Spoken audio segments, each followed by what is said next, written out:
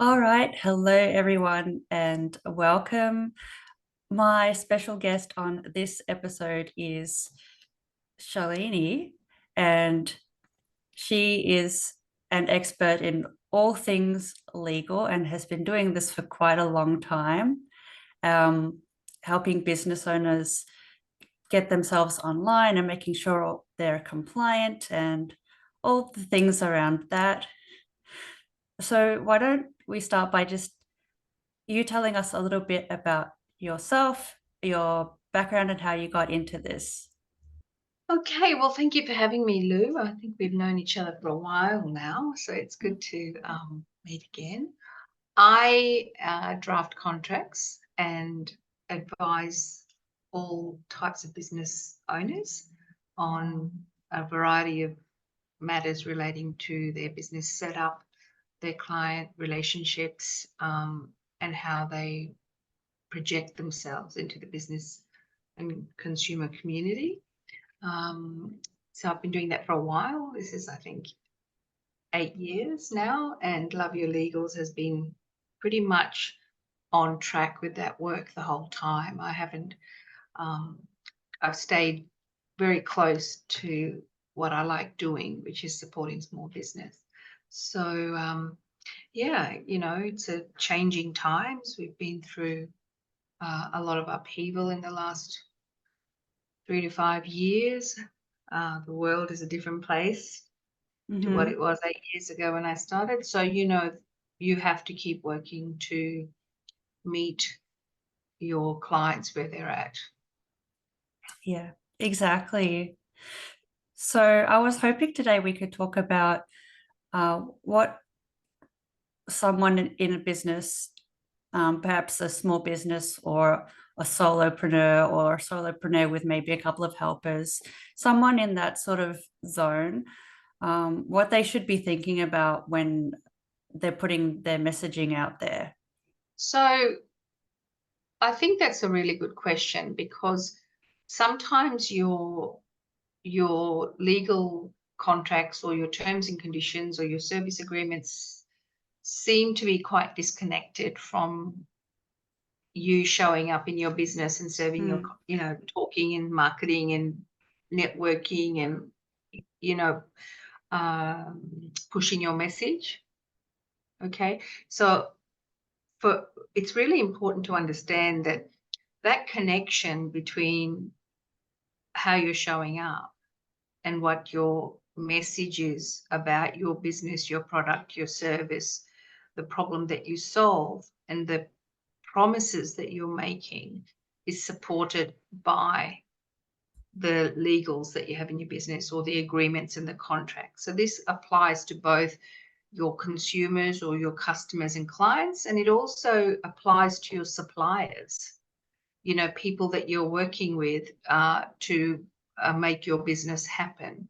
So they could be wholesalers, their contractors, their employees, whoever. It's all about congruence Mm-hmm. to make sure that the message that you're putting out there, you actually deliver on. And the way to do that is to have agreements in place that are meaningful and reflect that.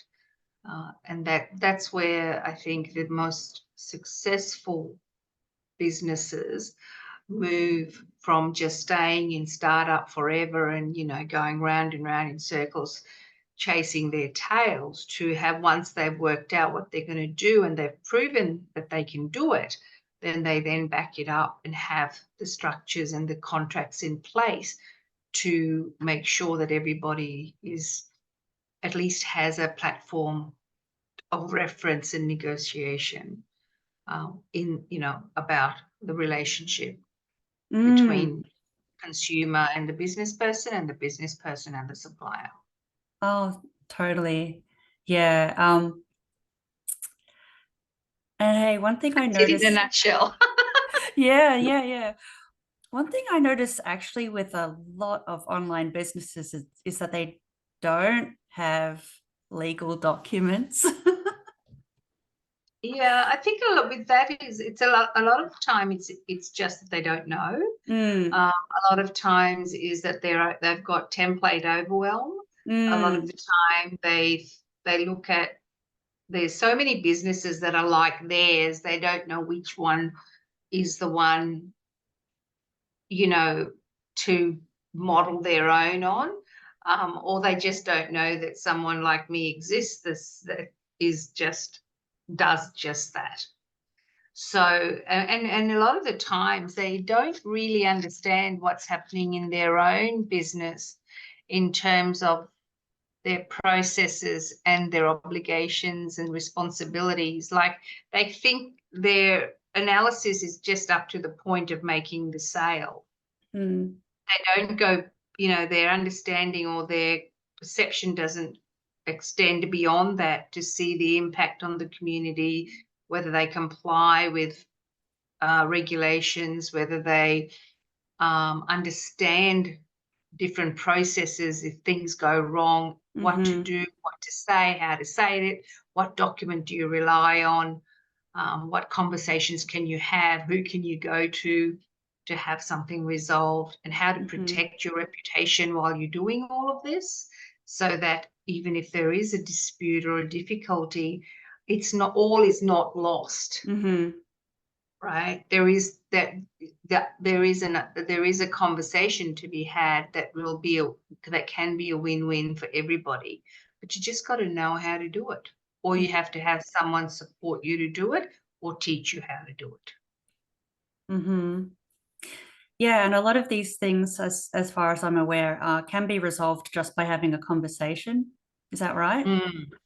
Yes, and I think the problem lies in sometimes people have a nervousness as they don't handle a glitch very well. They get anxiety or distress when they are faced with a difficult conversation with a client or a customer, or they don't know how to say no, or their contract is not thoughtful or well written to cover situations where they do have a particular anxiety around, so that they can refer back to the contract and say, well, my terms say this, and I'm going to enforce them, or my terms and conditions which you have received are, the situation is covered in the terms, or that your particular situation is so unique, or I understand what's happened and I'm going to put it aside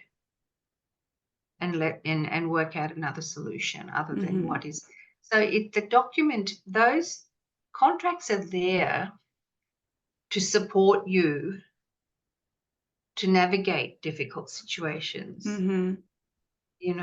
People think that once a contract is there, that they will be forever followed. Of course, that's not true. If it was true, lawyers would not be in business. Contract drafting would be a copywriting exercise, right? So, Yeah, that's an interesting point. You were talking about, a unique situation may arise that's not in your document, but also you may operate your business in a way that's different. And as you said, there's nothing really out there for you to model on. So then would you need a bespoke solution in that case?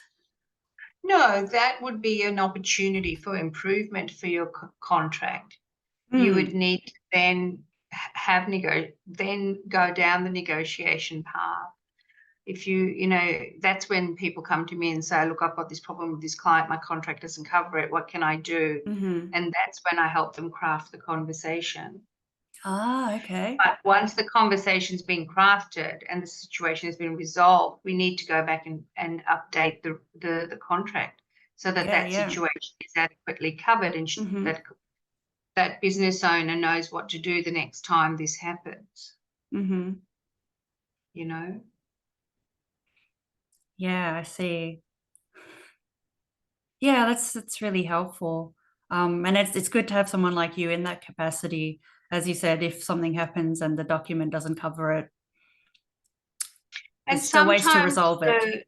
Yes, and sometimes it's an opportunity to examine your own self-development in becoming a good well, becoming an informed and an insightful business owner.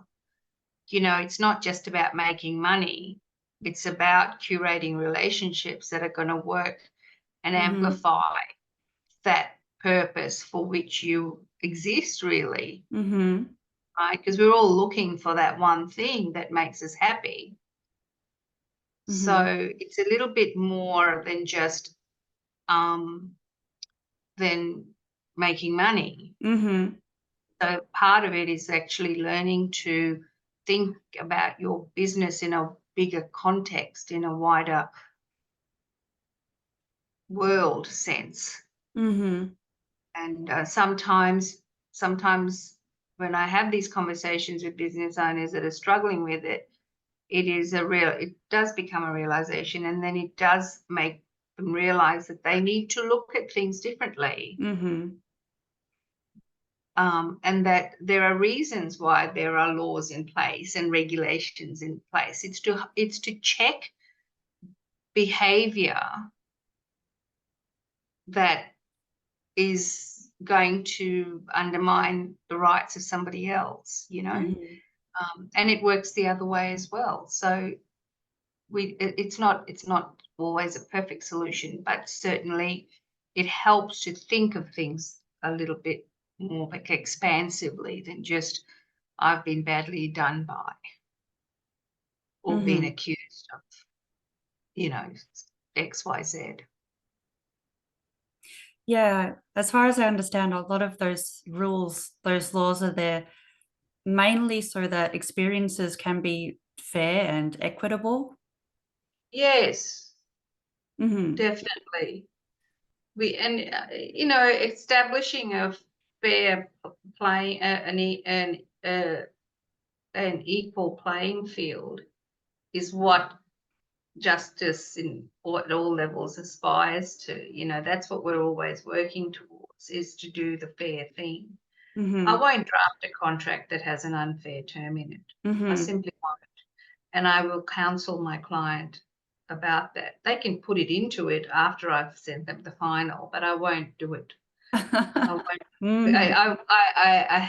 cover myself by explaining why this is just not good for business, and it's also not compliant if that is the case. Sometimes something appears compliant or there is a loophole, but it's just not fair. Okay, and the most reasonable people will not go down that path, but then there are some that need to understand what happens. It may seem like a loophole, but the long-term damage it does to relationships is simply not worth it. Yeah, I agree. It's good to know that you've got a very strong ethics. Well, I think when you're working with small businesses, or certainly women who are, you know, really wanting to craft something that's important for them and their families, you are not just thinking of them, you're thinking of how they show up for their children and their families, and, you know, whatever familial structure they happen to have. I mean, the world is a different place now. The nuclear family is no longer there. As women, we have the ability to influence people that are even not in your bloodline. Okay. They're there because of, you know, our ability to run a business, to work a team, to be part of a wider community, right? So in many ways, when I work now, and I guess I always have, I'm always aware of that whatever we are going to do to resolve this, it has to present as an example of good business, good behavior, good conduct. Yeah, even those people. Because your clients, your customers, your neighbors, the people watching you on social media, everyone is going to take away from that. Yeah. And, you know, and if you don't care about that, you sort of wonder why you're in business then. because you will impact people, Yeah. and Yeah, I was going to say whether or not you've pursued some kind of legal help or getting help creating your contracts and all that stuff, you are putting yourself out there, and whether intentional or not, you're setting an example for your community. Yeah, I find that people are more savvy now, Lou. Like they are literally looking at their contracts and their service agreements and the terms and conditions and coming back to clients and saying, I'm not happy with that. I don't want to hand over my IP. I want to be able to work with other people. So we have to work out how that's going to look for you and how to craft that agreement so that you're both protected, but you're both able to progress in your businesses, right? So the boundaries have to be crafted, not necessarily expanded or contracted. Yeah. Crafted, negotiated and crafted. And it's becoming more and more a thing that people want to be able to work with a certain amount of freedom with other people, So now, NDAs are really important now because people are not prepared to discuss their businesses with anybody else. But once they engage in business or they engage with a contractor or they buy a product, they are wanting as much freedom as possible within that relationship that they can possibly obtain. Yeah. Yeah, so it's an interesting space because we are becoming very, the economy, which is very it's substantially driven by solopreneurs, small businesses.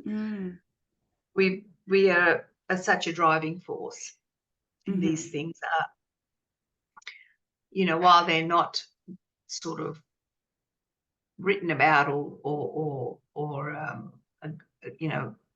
boldly evident, it is subtly a growing thing. Sure. Yeah, definitely. Yeah, for sure. I love that.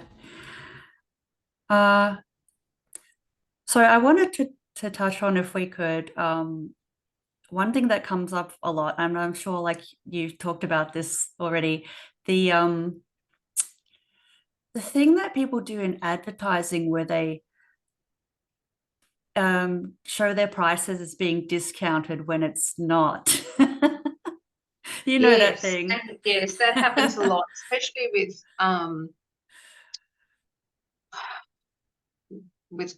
with coaching packages, like courses and whatever. So the thing with that is, if you are going to put a value price in brackets, so if you're selling something for $200 and then in brackets you put valued at or value $2,000, the law requires that you've actually sold it and have a history of a sale at least of $2,000 for that product. Otherwise, it's misleading and it's deceptive because it's just merely an opinion. There is no proof about it. Okay, and that's rampant. And I've often drafted documents where the due diligence has shown their pricing structure to be at that, and I have advised them don't do it, and I have explained why. And it's understandable. I mean, some of it's quite ridiculous. It's $49 for something that's worth $10,000. I mean, it's just really it is really misleading. Because in reality, no one would actually sell anything of that value for $49. You know what I mean? Yeah, Would yeah. they? I don't know. So anyway, I don't think so, but I think that is what you're talking about. Yeah, exactly. Yeah. And you've had to advise your clients on this? Yes. So when I draft contracts and advise on service agreements and terms and conditions, one of the things we talk at great length about is this the offerings, as in the service offerings and the pricing structure. Now, I don't do, pricing is not my thing, but I will know when it doesn't ring true, and it's my job to call it. Yeah. Much, yeah. So if someone wanted to sell something at $49 but make it look extra special, would you advise them doing something else other than saying it's worth 5,000? Yes. I would say, well, you can't, for one, it's illegal. Yeah. And secondly, unless you actually have proof of sale of that item or package or whatever it is. And so, people say, oh, well, I've created all this, these documents and PDFs and worksheets and workbooks, and it's worth $2,000, and I'm going to sell it. It's in part of the coaching, it's part of the retreat, and it's worth, $2,000, but it's included in, well, is it? It's only worth it if you've sold those. Yeah. Okay. Other than that, it's just an opinion. Yeah. So I think people are becoming a bit more aware of that, but again, it's one of those things that until someone calls you on it, you pretty much are flying under the radar. Not with me. Yeah. And the same rule applies for physical goods too, doesn't it? Yes, absolutely. Look, I have a template shop, Lou, and I have bundles in there where the things are priced, and next to it is a total value amount. But you know what? I have sold every single one of those templates for the amount, for the full amount, to be able to justify saying that actually in this bundle you're getting it for X% less. So that's what I mean. Like, yep. If the ACCC wanted to go in and have a look at my template sales, that's what they would see. They could see, oh yes, she sold these individually for this much, therefore it's completely acceptable. And that's the thing. You can't have it. I think it's a real personal thing. Like, you can't con your clients or your customers. You've got to feel good about it. And I feel great about it because I know that is their true worth. Because I've sold it for that. People have paid the money for that. So if you are doing that, putting a value on something just because you think that's the value, not because you've actually managed to sell it for that, you really, it's bad. It's sort of like a bad energy. You know what I mean? Like, you haven't really done that. Yeah. So if you feel good about that, then I have a few sort of questions about ethics there. Yeah, for sure. So if we could sum up everything we just talked about, be consistent and congruent with all your messaging. Don't use false prices. And most things can be resolved by having a conversation. Yes, and I think you have to preface that by your contracts should support conversations. Yep. They should support solutions, and they should just be a platform so you can fall back on it as a structure, as a firm structure that supports your business. If you don't have a platform, then it's he said, she said, they said, and it doesn't. You have nothing to work from, and that's where people run into problems. But if there's a contract there that's been well drafted, you can always look back and say, this is what we're working from. We've got a benchmark. We've got a starting point. Yeah, and they're not chiseled in stone. No, never. As your business develops, so does your contract or your contracts. Yeah. So oh, it was wonderful hearing all of that. So You're welcome. if someone was looking for some help from you, um, where can they find you? Well, the website's obviously there, Love Your Legals. Mm-hmm. I so on social media. Um, I'm very easy to find. Yeah. If you could just remember Love Your Legals, and that usually brings you to me. Mm-hmm. But yeah, I'll send you the links. Yeah, yeah, that would definitely be good. And so anyone can, I mean, if they're looking for advice and they're your client, you can talk over the phone or email and Yes, all those usually methods. I do Zoom, Mm-hmm. which is fine. Some people prefer to, deal with it through email, which I Mm-hmm. understand because I'm sometimes the same. It's easier to read a Mm-hmm. response and reply. I my I'm happy to take a phone call when I can, and yeah, I don't make it. I don't make it hard. Yeah. I don't like it myself when it becomes too hard to contact Mm-hmm. someone when Mm-hmm. I need help. So I Mm. don't like to actually impose that too many restrictions Yeah. on my Yeah. own client. Yeah. Good. And are you only helping business owners in Australia? Uh, no, I will take it. I prefer to work with business owners in common law jurisdictions, Mm-hmm. meaning everywhere else but the US, Okay. because the way their legal system is very different to the Mm. UK, Australia, New Zealand, um, which is really where I live. That's really my Mm-hmm. zone. Yeah. Yeah, and business advice is usually overlaid with some legal advice. So, Mm-hmm.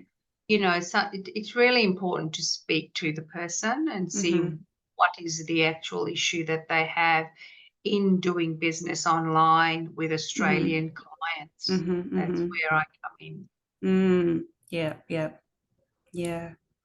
Gotcha. Yeah, it's definitely for sure. If you need some specific advice, maybe talk to somebody in your specific country or region. Yes, but if it's about doing business in Australia from another jurisdiction or another Hmm. country, then sure, it's worthwhile having a conversation with an Australian-based Yeah, legal definitely. professional. Hmm. Mm. Yeah, brilliant. So love your legals. It's a beautiful name. Thank you. Took a Yeah, while to fall into it, but now it's here to stay. wonderful. So I believe this would be a very good point to wrap up. It's been so lovely to have you and hear you explain these things. I understood it pretty well, so I hope listeners will understand this very well as also. My pleasure.